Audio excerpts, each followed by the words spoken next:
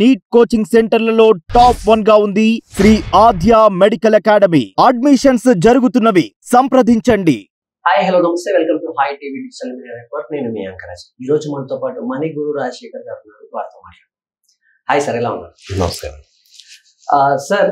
చాలా మందికి కామన్ గా ఉండే కోరిక, అందరికి కోట్లలో సంపాదించాలని కోరిక ఉంటుంది కదా. అలా కోట్లు సంపాదించడానికి ఈజీ మార్గాలు ఏమైనా ఉన్నాయి? కోట్లు సంపాదించడానికి చాలా ఈజీగా, అసలు ఏమాత్రం శ్రమ తెలియకుండా, అసలు సంపాదిస్తున్నారా లేదా అనే విషయం అసలు మీకు ఏమాత్రం పెయిన్ లేకుండా సంపాదించడానికి 2 మార్గాలు. ఓన్లీ 2. ఈ 2 మార్గాల్లో కనుక మీరు సంపాదించడం మొదలు పెడితే స్కైజ్ ది లిమిట్. మీరు ఎంతైనా సంపాదించచ్చు. అంటే ఒక లిమిటేషన్లో మీరు సంపాదించాల్సిన ఎంతైనా సంపాదించచ్చు, రైట్? సో ఇక్కడ పాయింట్ ఏంటంటే, మీరు అర్థం చేసుకోవాల్సిన ఒకానొక విషయం అంటే మనీ అనే కాన్సెప్ట్. అంటే మొదటిసారి మనం ఈ ఛానల్లో చేస్తున్నాం కాబట్టి కొంచెం మన ఆడియన్స్కి అర్థమయ్యేటట్టుగా ఒక మనీ అనే కాన్సెప్ట్ బేసిక్ ఫండమెంటల్స్ నేను చెప్తాను. మనీ అనేది ఎప్పుడూ కూడా మనకి వచ్చేటటువంటి ప్రతిస్పందన అన్నమాట. అంటే మనీ అనేది మన లైఫ్లోకి ఎప్పుడూ కూడా డైరెక్ట్గా రాదు. Money will not come. Money అనేది మన లైఫ్లోకి రాదు. మనీ ఎప్పుడూ కూడా మనము మన లైఫ్లోంచి, మన దగ్గర నుంచి, మన శక్తులు, మన టాలెంట్ ఉపయోగించి, మన ఎబిలిటీస్ ఉపయోగించి, మన స్కిల్స్ ఉపయోగించి, మనకున్నటువంటి తెలివితేటలు, టైము, శ్రమ, వీటిని ఉపయోగించి మనం ఏం చేస్తుంటే ప్రపంచానికి ఒకటి ఇస్తాం. Okay, something we give. ఈ ఇచ్చిన దానికి రెస్పాన్స్గా మనీ వస్తుంది. ఓకే. సో మనీ రావాలి అంటే నువ్వు ఎంత విలువ అయితే బయట ప్రపంచానికి ఇస్తున్నావో అంతే విలువ కలిగిన డబ్బు నీ లైఫ్లోకి వస్తుంది. సో ఇక్కడ పాయింట్ ఏంటంటే, జనాలు జనరల్గా మిస్ అయ్యేది, పూర్ అండ్ మిడిల్ క్లాస్ కానీ కామన్గా పీపుల్ అంతా మిస్ అయ్యేది ఏంటంటే, ఈ మనీ వచ్చే మనీ మీద ఫోకస్ చేస్తారు కానీ ఈ వచ్చే మనీ మనం పంపించిన దానితో రెసిప్రికేట్ అవుతుంది అన్న విషయం తెలియదు. ఈ రెసిప్రికేట్ అవుతుంది అన్న విషయం తెలియక ఏం చేస్తుంటారంటే, ఇది రావట్లేదు, ఇది రావట్లేదు, ఇది రావట్లేదు. This is automatic process. Money నీ లైఫ్లోకి రావటం అనేది టోటల్లీ ఆటోమేటిక్ ప్రాసెస్. దాన్ని ఎవడు ఆపలేడు. మనీ డెఫినెట్గా మీ లైఫ్లోకి వస్తుంది, ప్రొవైడెడ్ నువ్వు ప్రపంచంలోకి ఏం పంపిస్తున్నావు. ఓకే, నువ్వు ప్రపంచంలోకి ఏం పంపిస్తున్నావు, ఎంత పంపిస్తున్నావు, నువ్వు ఎంత పంపిస్తున్నావు అనే దాన్ని బట్టి నీకు లైఫ్లోకి వచ్చేది ఆ సరిసమానమైన విలువ. ఖచ్చితంగా మాట్లాడితే అంతకు తక్కువ విలువ. అంటే నువ్వు ఒక 100 రూపాయలు వచ్చేటటువంటి విషయాన్ని నువ్వు బయటికి పంపిస్తే నీకు 50-60 రూపాయలు వస్తాయి. ఓకే. అంటే ప్రపంచం అంత 100% ఇవ్వదు, కొంత తగ్గించిస్తుంది నాకు. So that also to be considered. అది కూడా మనం గుర్తుపెట్టుకోవాలి, అది కూడా పరిగణలోకి తీసుకుని దృష్టిలో పెట్టుకోవాలి. అంటే ఈ విషయం కనుక మీకు అర్థమైతే ఏం జరుగుతుంది ఇక్కడ, 84 లక్షల జీవరాశులు, ఈ 84 లక్షల జీవరాశుల్లో 83,99,999 ప్రాణులకి డబ్బు అనే విషయంతో పని లేదు. ఒకే ఒక ప్రాణి, మనిషి అనేవాడికి మాత్రమే డబ్బుతోటి పని. సో డబ్బుతోటి పని అన్నప్పుడు ఇక్కడ మనం అర్థం చేసుకోవాల్సిన విషయం ఏంటంటే, ఒక డబ్బు అనేది ట్రాన్సాక్షన్ జరగాలి. డబ్బు అనేది రావాలి పోవాలంటే ఒక మనిషి దగ్గర నుంచి ఇంకో మనిషి దగ్గరికి రావాలి, లేదా ఒక మనిషి దగ్గర నుంచి ఇంకో మనిషి దగ్గర పోవాలి. సో ఇద్దరు మనుషులు ఉండాలి కంపల్సరీ. ఒక డబ్బు ట్రాన్సాక్షన్ జరగాలి, డబ్బు షిఫ్ట్ అవ్వాలి, డబ్బు ట్రాన్స్ఫర్ అవ్వాలంటే ఇద్దరు మనుషులు ఉండాలి. ఒక పేరు, ఒక రిసీవర్. ఇద్దరు మనుషులే అయి ఉండాలి. ఒకళ్ళు ఇంకో ప్రాణి అయితే కుదరదు, ఇద్దరు మనుషులే అయి ఉండాలి. సో ఇక్కడ ఇద్దరు మనుషులు అయినప్పుడు మనం అర్థం చేసుకోవాల్సిన వాట్ ఈజ్ హ్యూమన్ మైండ్. మనిషి ఎందుకు ఇస్తాడు? లెటస్ ఎవరైనా సరే, మీరు కానీ ఆడియన్స్ కానీ ఎవరైనా సరే, మీరు జేబులో ఒక రూపాయి తీసి బయటికి ఇస్తున్నారు.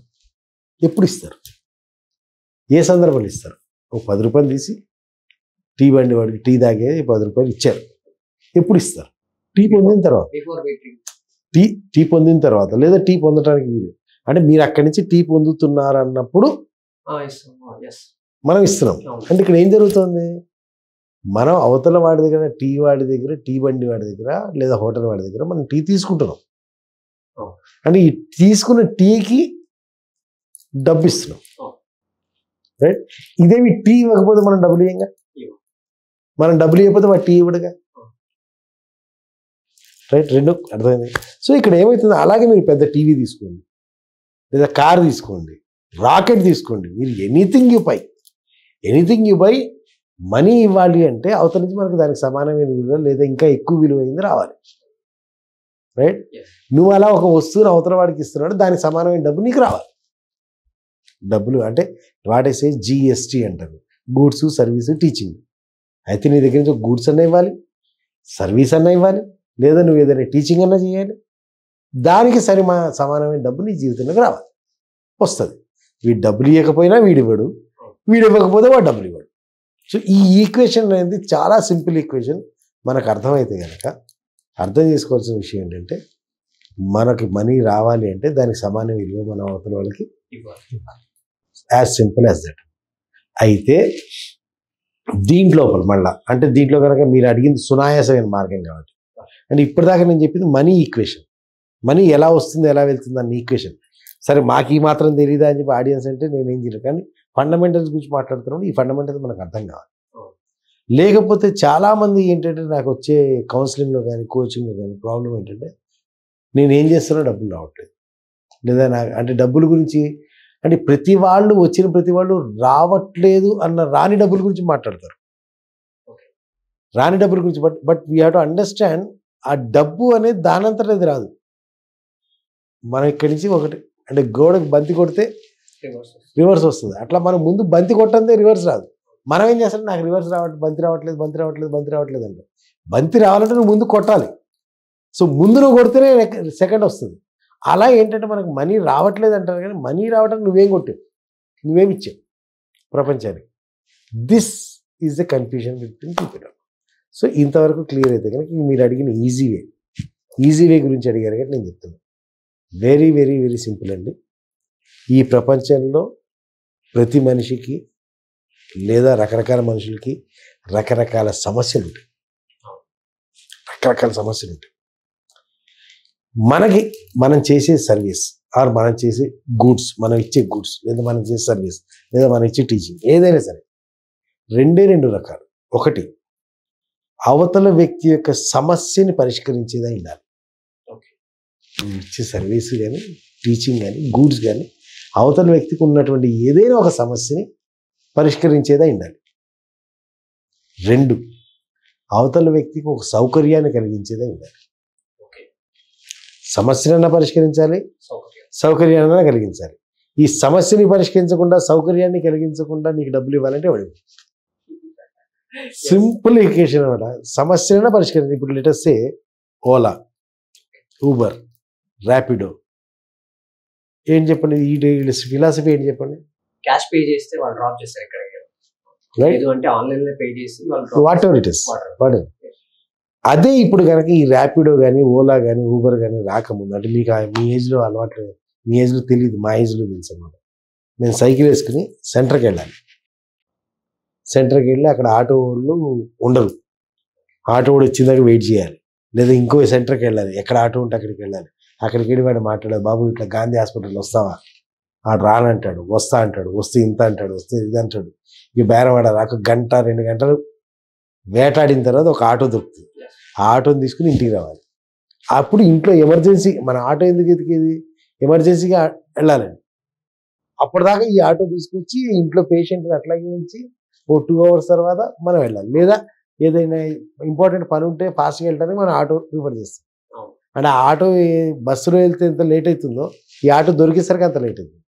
So this was all A problem, ఒక సమస్య. ఫాస్ట్గా ట్రావెల్ చేయడానికి మనకి అనుకూలంగా లేదు, ట్రబుల్ అవుతుంది. Then comes the Ola and Rapido, Uber. Online టక్ టక్ టక్ కొట్టేస్తే ఇంటి ముందుకు ఆటో వస్తుంది, ఇంటి ముందు క్యాబ్ వస్తుంది, ఎక్కువ స్ట్రేట్కి దించుతాడు.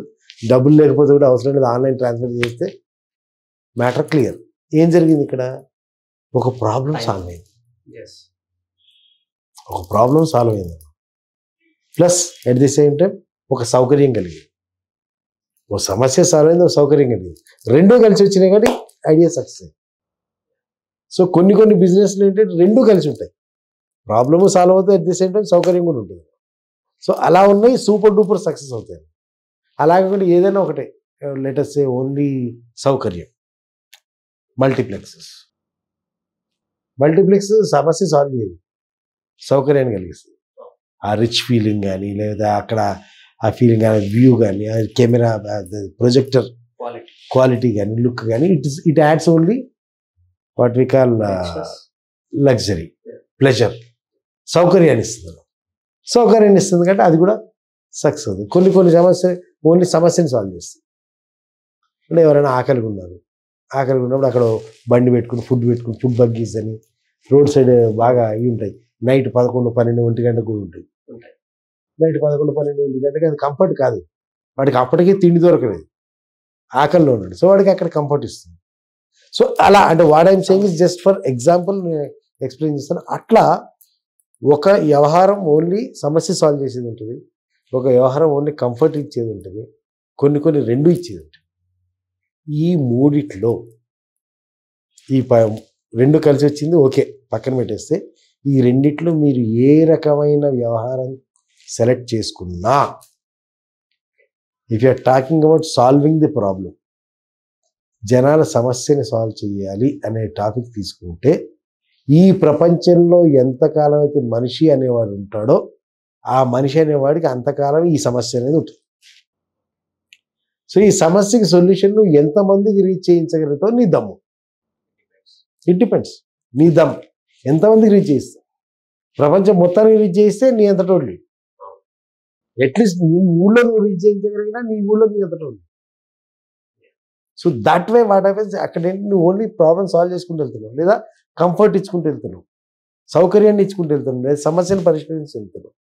ఈ రెండింటిలో ఏ ఒక్కటి చేసినా డబ్బు అనేది మనం లెక్క పెట్టుకోలేక అల్లాడాలి తప్పితే రావడం మటుకు ఆగదు. Excellent sir. అండ్ చాలా బాగా ఎక్స్ప్లెయిన్ చేశారు. అండ్ మంచి ఐడియాస్ వస్తున్నాయి మీరు ఎక్స్ప్లెయిన్ చేస్తూ ఉంటే, చాలా ఈజీ వే అన్నట్టుగా ఫీల్ వస్తుంది. అండ్ ఇవన్నీ కూడా మీరు చెప్పిన ప్రతి పాయింట్ చాలా ఉపయోగపడుతుంది అనుకుంటున్నాను. Thank you sir. Thank you. So చూసారు కదా, ఈ వీడియో కనుక మీకు నచ్చినట్టయితే లైక్ చేయండి, షేర్ చేయండి, అండ్ మీ అభిప్రాయాన్ని కింద కమెంట్ సెక్షన్లో కమెంట్ చేయండి. అండ్ తప్పకుండా సబ్స్క్రైబ్ చేయడం మాత్రం మర్చిపోకండి. Thank you so much.